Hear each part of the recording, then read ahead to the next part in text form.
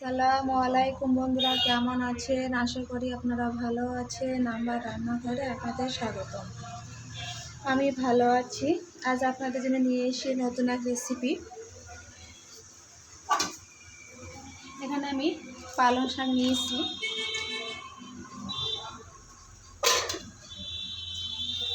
বেগুন নিয়েছি,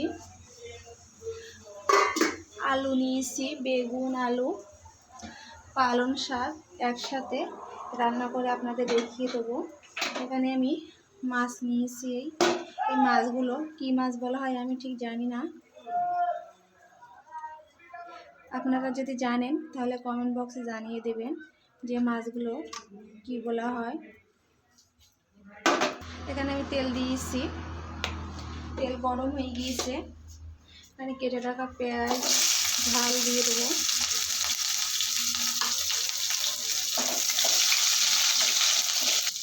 আদা বাটা রসুন বাটা একসাথে দিয়ে দেবো।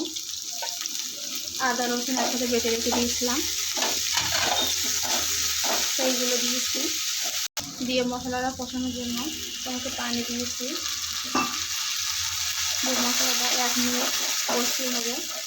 মাছগুলো ভাজা করে নিয়েছিলাম, সেটা আপনাদের দেখানো হয়নি। লবণ দিয়ে দেবো, হলুদ দিয়ে দেবো, পরিমাণ মতো ঝালের গুঁড়ো দিয়ে দেবো। এখানে আমি 1/2 চামচ ঝালের গুঁড়ো দিয়েছি, 1 চামচ হলুদ দিয়েছি, 1 চামচ লবণ দিয়েছি। আপনারা পরিমাণ মতন দিয়ে দেবেন, যে সেরকম লবণ খান। মশলাটা কষানো হয়ে গিয়েছে, তেল ছেড়ে দিয়েছে। এখানে আমি আলুগুলো দিয়ে দেবো। দিয়ে আলুগুলো 2 থেকে 3 মিনিট ভালো করে কষিয়ে নেব। আলুটা 3 মিনিট কষিয়ে নিয়েছি, পানি দেইনি তো, না দিয়ে 3 মিনিট কষিয়ে নিয়েছি। এখানে একটু পানি দিয়ে দেবো। এই পানিগুলো দিয়ে আরও 5 মিনিট কষিয়ে নেব। এখানে আমি বেগুনগুলো দিয়ে দেবো।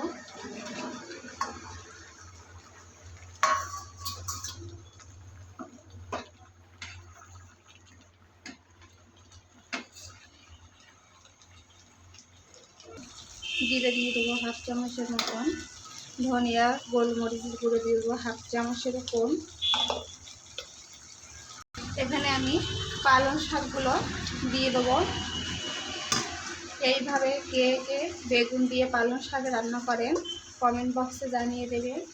আর আমার রান্না কেমন হচ্ছে সেটা কমেন্ট বক্সে জানিয়ে দেবেন। ভালো লাগলে লাইক কমেন্ট শেয়ার করতে ভুলবেন না, সাবস্ক্রাইবটা করে দেবেন।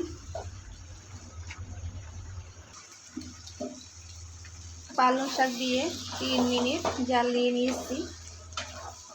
বেগুন পালং শাক আলু সব গলে গিয়েছে, দেখুন বন্ধুরা।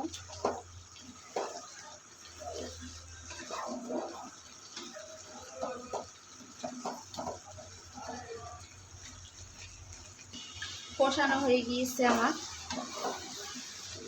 এখানে আমি পরিমাণ মতন ঝোল দিয়ে দেবো।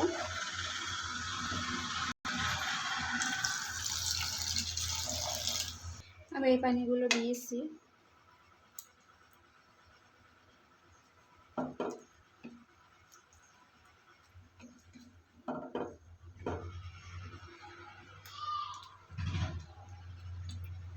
ফুটে উঠে সেখানে মাছগুলো আমি একে একে দিয়ে দেবো।